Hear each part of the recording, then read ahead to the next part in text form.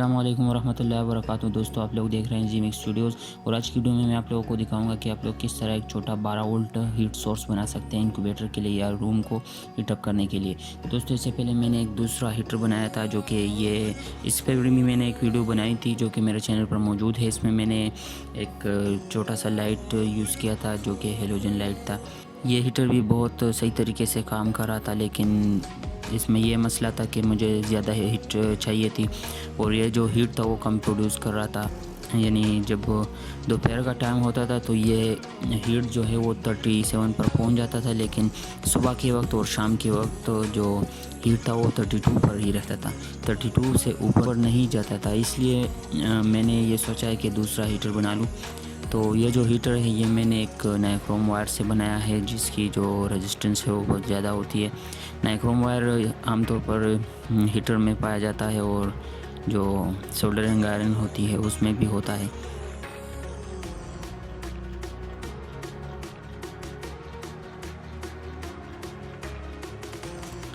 दोस्तों, आज मैं आप लोगों को दिखाऊंगा कि आप लोग किस तरह ये हीटर बना सकते हैं।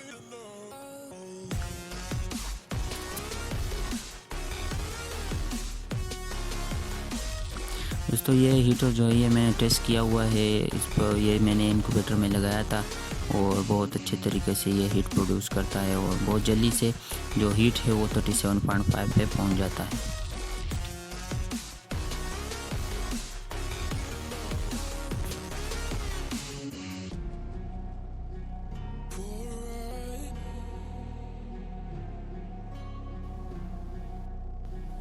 तो दोस्तों, आप लोगों ने इसी तरह आयरन का या एल्युमिनियम या जो चाइना क्ले होता है उसका डब्बा आप लोगों ने इस्तेमाल करना है ताकि हीटअप की वजह से ये ख़राब ना हो।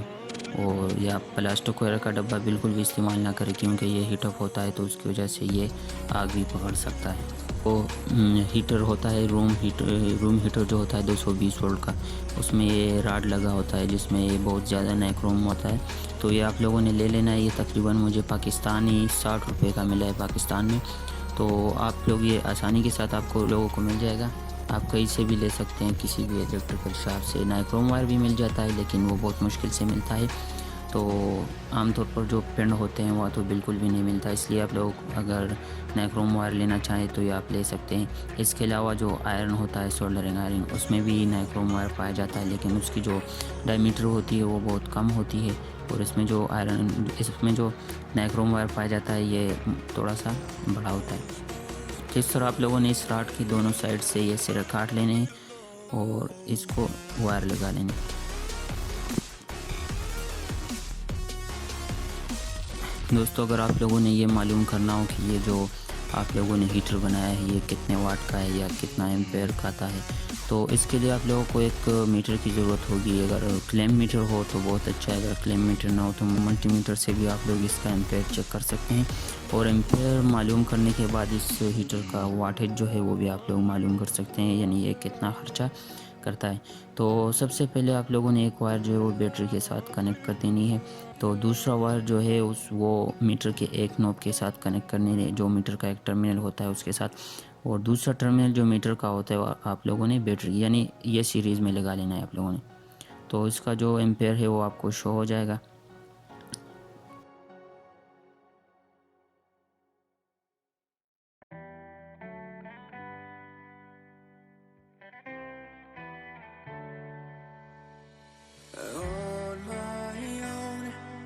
आप लोग देख सकते हैं ये भी 1.43 एम्पेयर ले रहा है। तो ये बहुत अच्छी तरह हीट प्रोड्यूस भी कर रहा है। अगर आप लोग इसका जो एम्पेयर है उसको बढ़ाना चाहे तो आप लोगों ने ये कॉइल जो है ये थोड़ा सा छोटा कर देना है। तो कॉइल छोटा करने से आपकी जो वाटेज है यानी बैटरी आपकी जल्दी ख़त्म होगी और हीट जो है वो ज़्यादा प्रोड्यूस होगी और एम्पेयर भी जो है वो भी ज़्यादा इस्तेमाल होगी।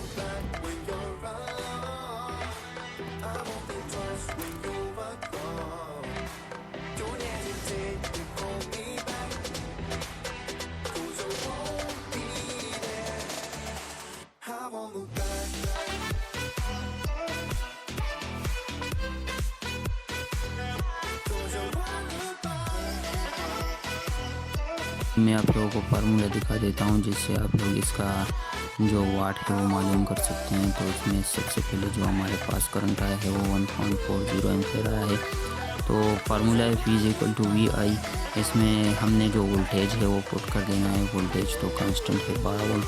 करंट जो है वो हमने 1.40 पुट कर लेना है। उसकी कैलकुलेशन करने के बाद आपके पास जो वैल्यू आ जाती है वो है V= ने जो पावर है वाटेज है वो तकरीबन 16.8 वाट आ जाता है। यानी आपका जो हीटर है वो 16 वाट का है। ये वाट बढ़ाने या कम करने के लिए आप लोग इसमें जो करंट है, अगर करंट को बढ़ाएंगे तो वाटेज भी बढ़ेगी और वोल्टेज जो है वो तो कांस्टेंट है।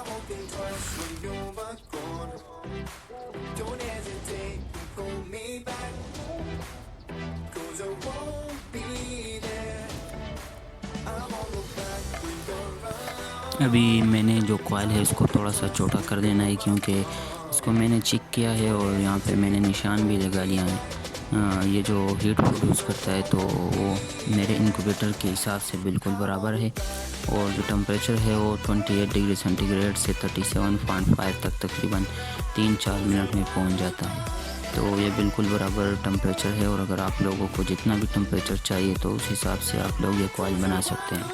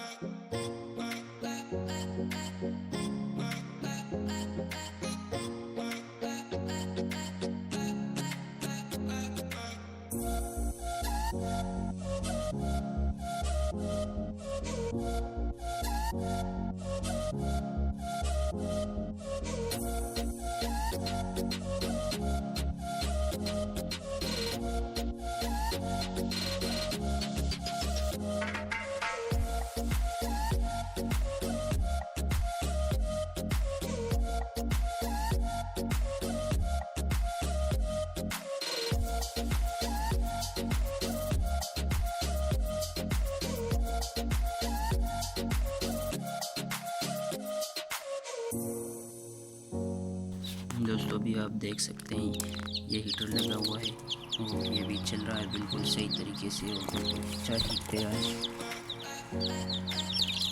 और ये जो ये मैंने मसाले वगैरह के थे वो सारे माशाल्लाह है तो ये भी बाद में